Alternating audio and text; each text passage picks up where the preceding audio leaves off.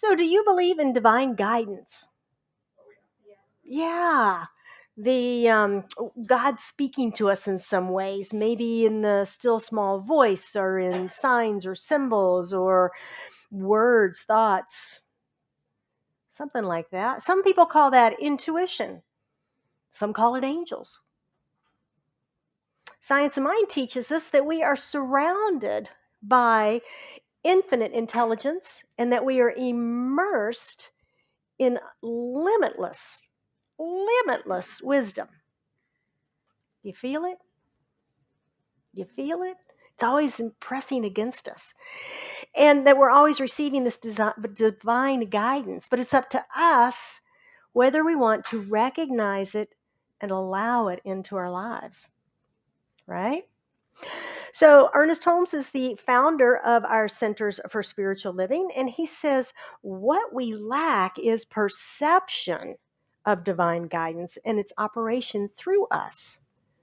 We lack the perception of it. Why would we block divine guidance? Today we're continuing our theme this month. My mouth is not working. Hello. This month, which is called Your Unlimited Potential. And my talk is your partnership with the divine. Your partnership with the divine. We're going to look at divine guidance. We're going to look at how it operates through us, and we're going to discover what is true partnership with God. And is something like that even possible? So what is divine guidance?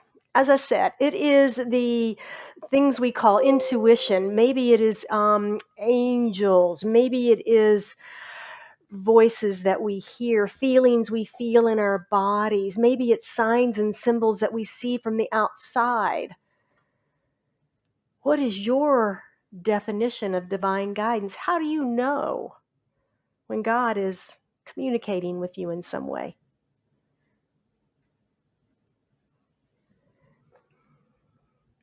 As I said, because we're beings of choice and free will, we can choose to embrace it, expand ourselves with it, or not.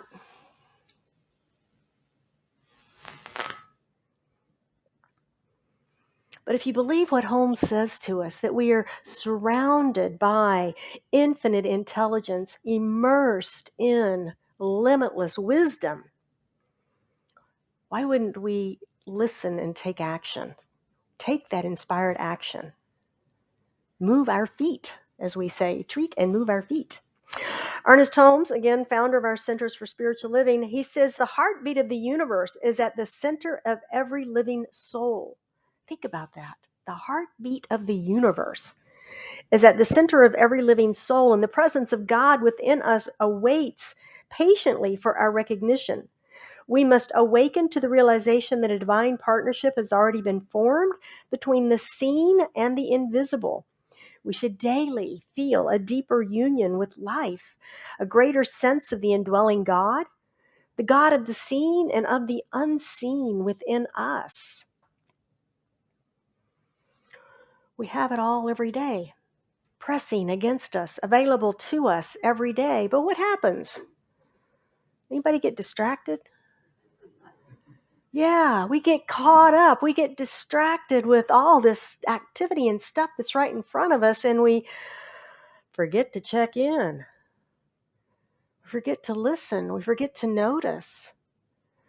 Because remember, we're bombarded with so much stuff. We have these wonderful 5 senses in our body that we can see, we can hear, we can smell, touch, taste. A lot of things coming at us all the time in this physical realm.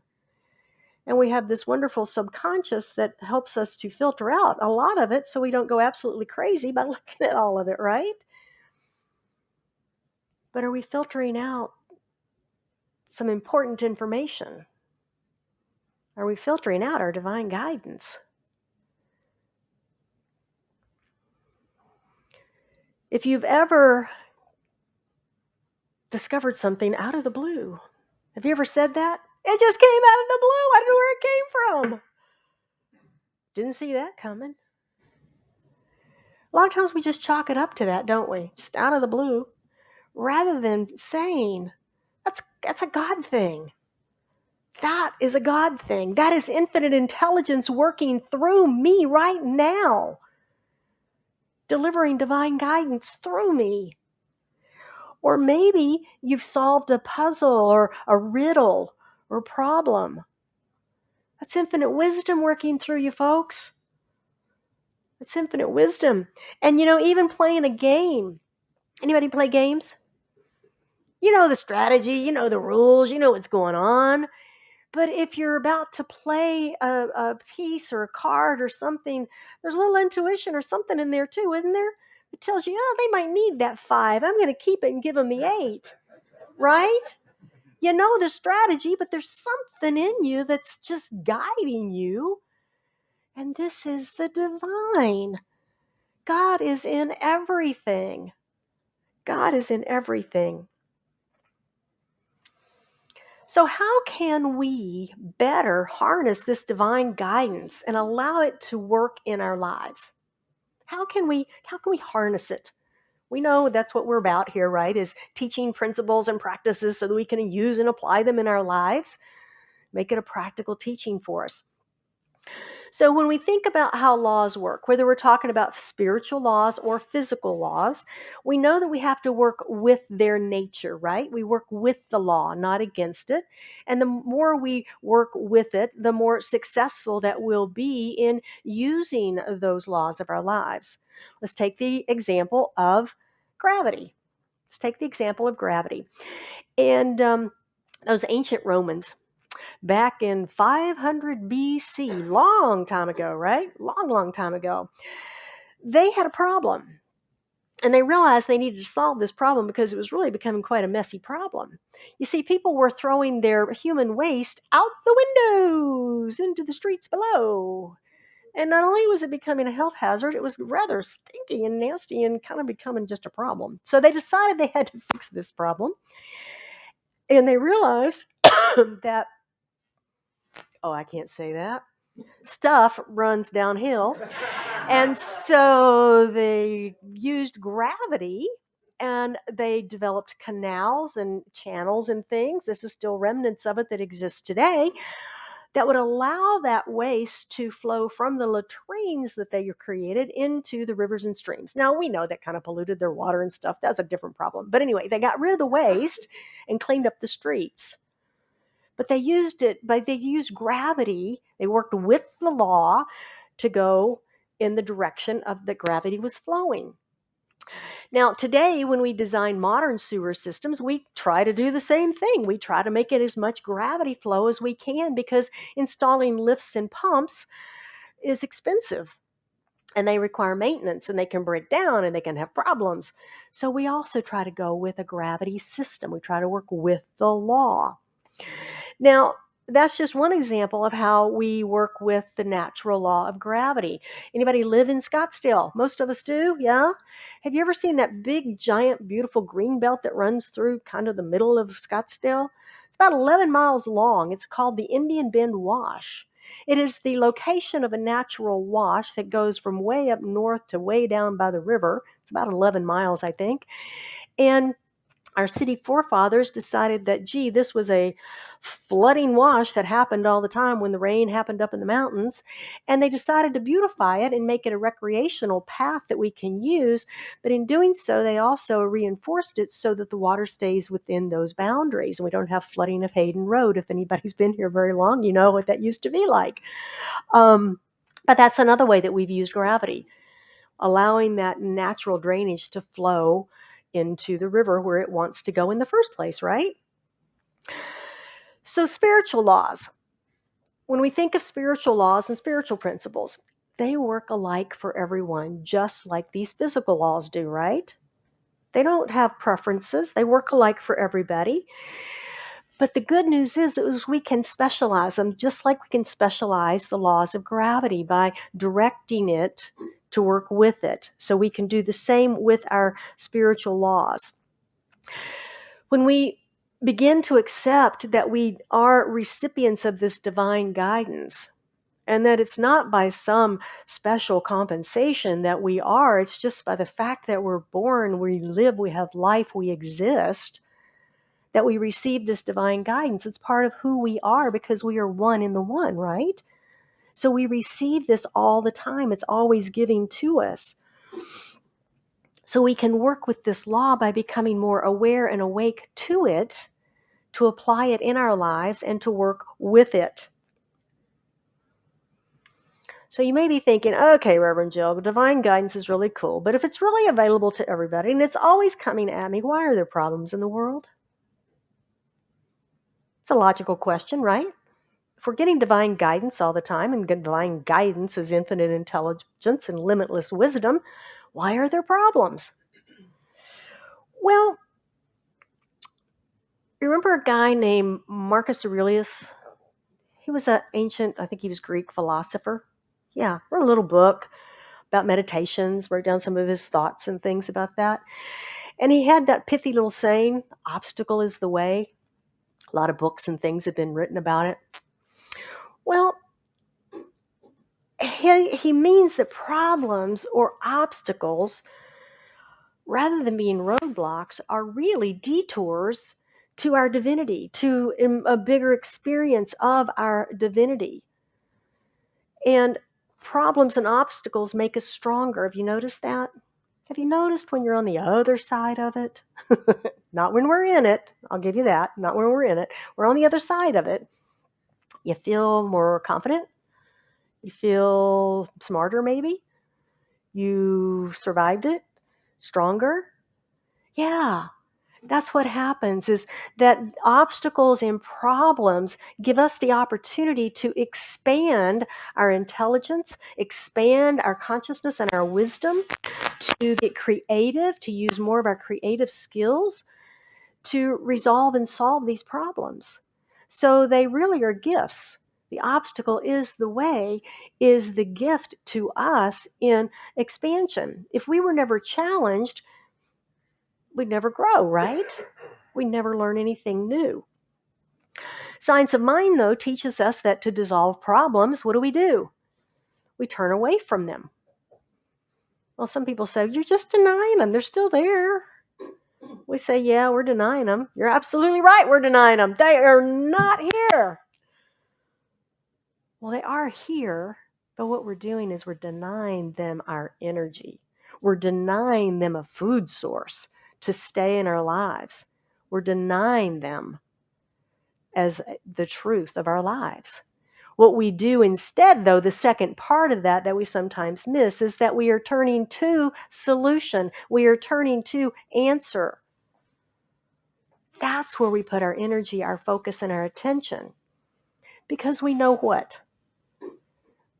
We're immersed in divine guidance, infinite intelligence, and limitless wisdom. Okay, if that's true, then I'm going to step over here and just sign up for problem resolution. I'm signing up for solutions.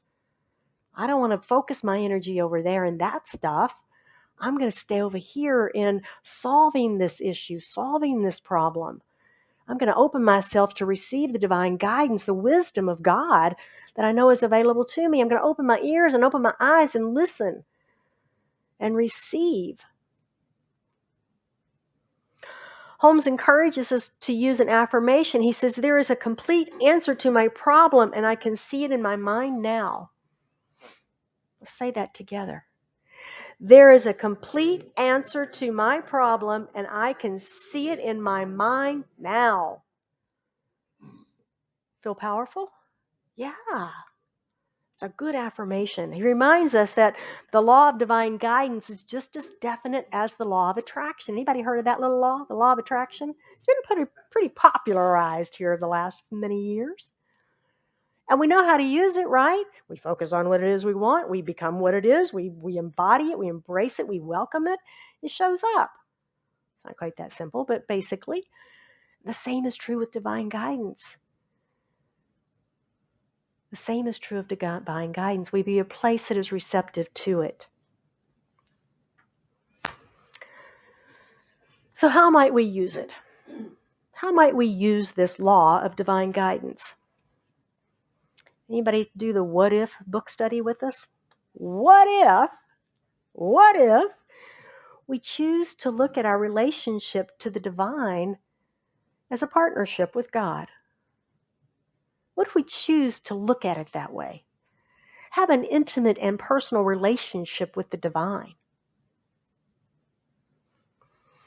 Years ago, I was struggling with a problem, and I went to a practitioner, and I was explaining everything about it. And she left me with a wonderful practice that has stuck with me all these years. And it was, why don't you have a meeting with God? She knew I was in the business world and I was used to having meetings. And she said, why don't you just have a meeting with God and sit down and have a conversation about what's up? Here's my challenges. Here's what I'm working on. Here's what I need support. Here's what I'm thinking. What do you think? And be still and listen. Amazing. I felt like I was having a meeting with the CEO of my life. Believe it or not, I still do that. And I have to say, it's expanded my relationship with the divine. It truly has moved it from something out there to something in here, something that's right here, that I have an intimate conversation with. And not only do I practice that in the mornings in my quiet time, but throughout the day. If something comes up, it's like, what would my partner say about that? What does my partner say about that?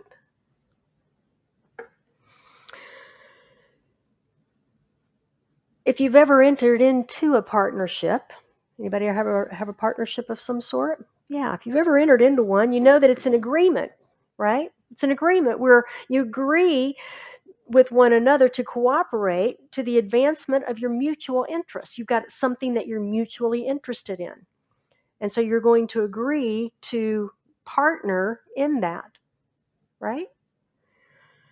Well, what mutual interest could God possibly have in us? I mean, come on, we're talking about the infinite creator of everything in the universes, right? What could he possibly want? Well, considering that we are the transparency through which God, Spirit, experiences this physical realm, I'd say there's a pretty mutual benefit there, don't you? Yeah. It's also true that most successful partnerships have a written agreement, right? We have a written agreement so that we understand what each is bringing to the partnership. What are you bringing? What are we agreeing? How are you going to behave and act and converse and communicate in this partnership, right? Once the agreement is reached, the partnership is typically enforceable by law. Go figure. Spiritual laws at work in our lives, right? Spiritual laws, the laws of mind.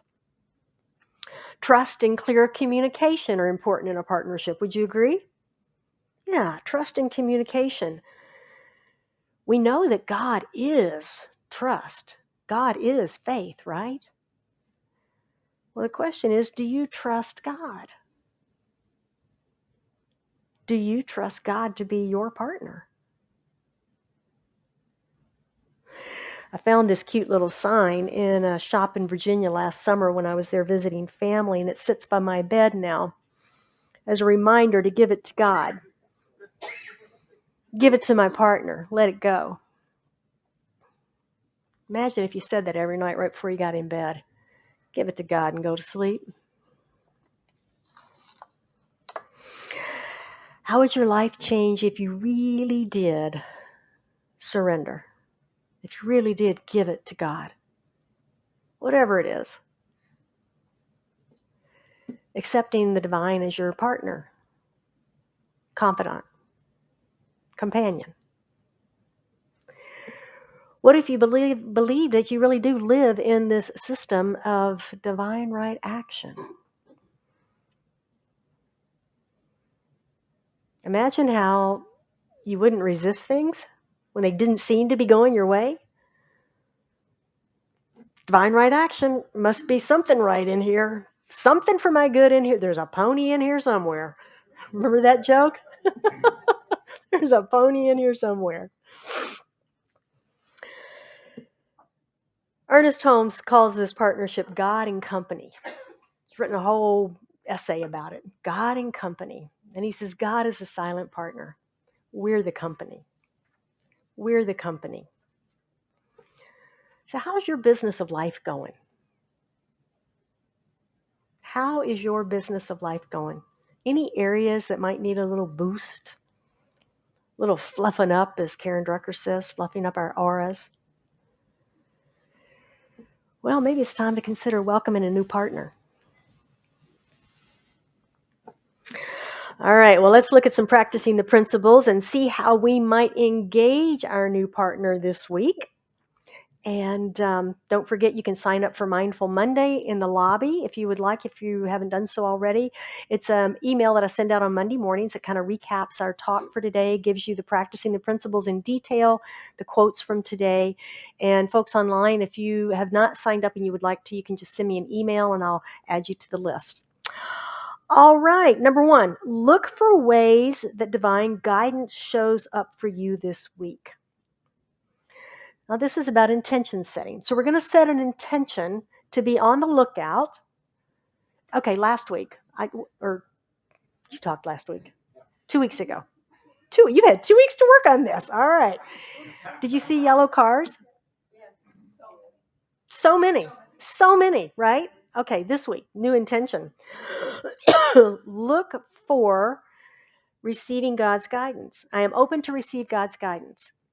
Let's say that one together. I am open to receive God's guidance.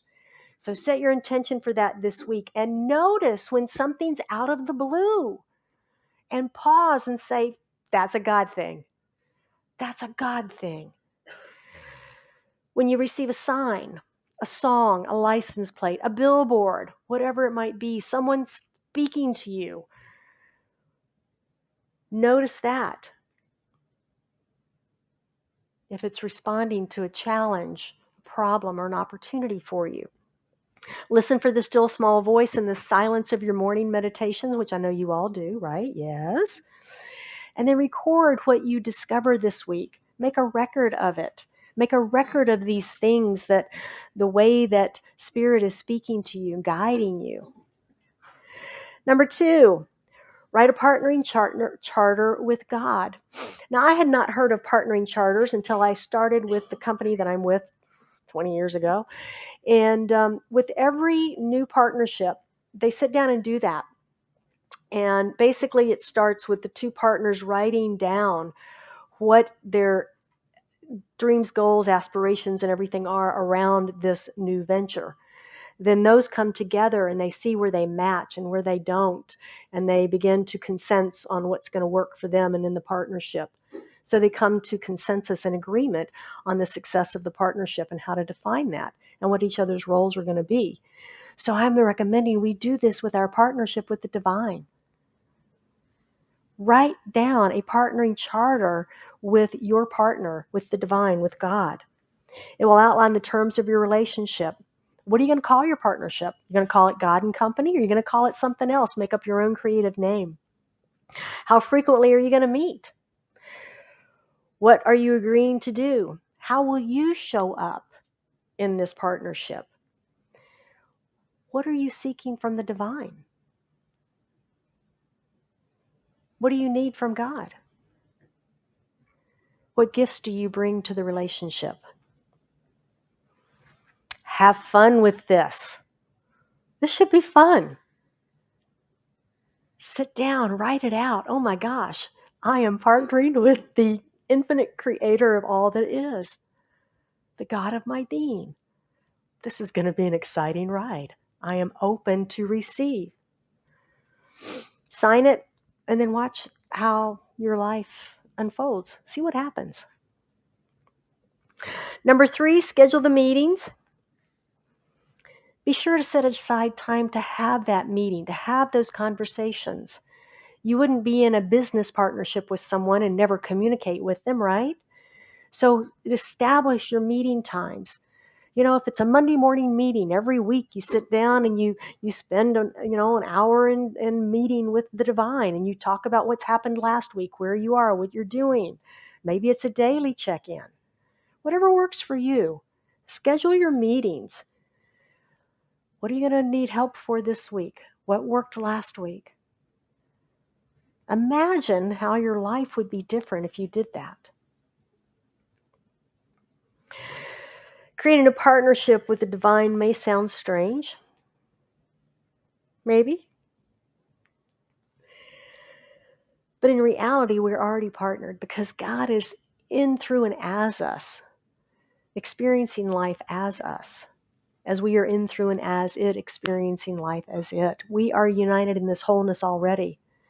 So recognizing it as a partner just opens us up to the utilization, the realization of this divine guidance through us that we have accessible to us, and gets us to not focus so much outside of ourselves in the world of effects and what's happening, and allows us to come back into what's true, what's truth, and to see the bigger picture for our lives, the bigger vision of our lives unfolding. Our partnering charter is about how we are stepping into that partnership now. It's really about us. I want to close this morning with a final quote from Ernest. And he says, we should believe that God is the invisible partner in our lives, and affirm that divine love goes before us and prepares the way. We should permit ourselves to be guided, for there is something within us, deep at the center of our being, which knows what we ought to do and how we ought to do it. Isn't that reassuring? So it is.